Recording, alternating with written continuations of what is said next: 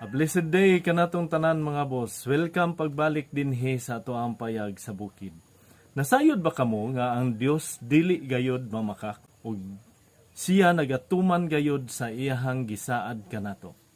Siya nagasaad nga sa panahon nga kita magbaton og matuod ug kinasingkasing nga pagtuo ngadto sa iyang anak nga iyang gipadala alang kanato aron kita hatagan og kagawasan gikan sa kaulipnan sa atong sala.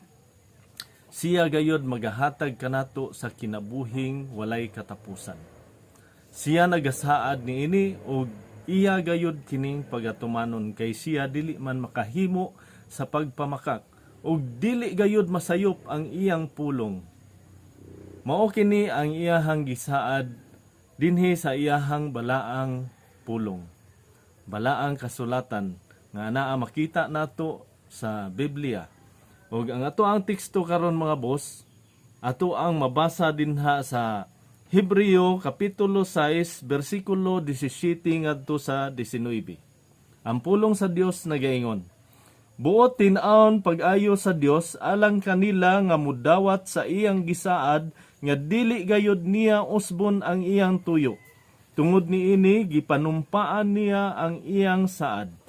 Mao kini ang duha ka butang nga dili mausab ug ang Dios dili mamakak.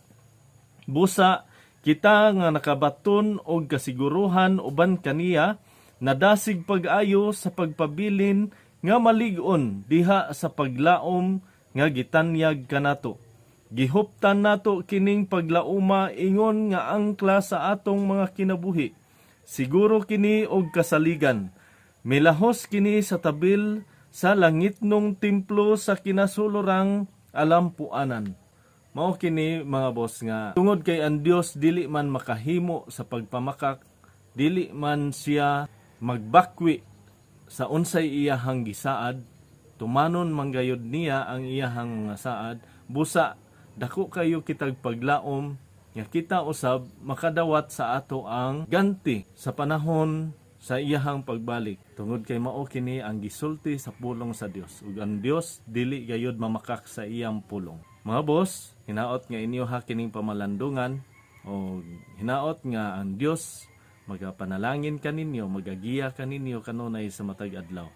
O siya unta magapanalangin kaninyo og dugang sa matag adlaw. Og labaw sa tanan, siya unta magahatag kaninyo og matuod nga pagtuo sa matuod nga mensahe sa maayong balita nga naghatag og kaluwasan pinaagi sa pagtuo kang Kristo Jesus. Dalaygon ang Dios ug amping mo kanunay mga boss.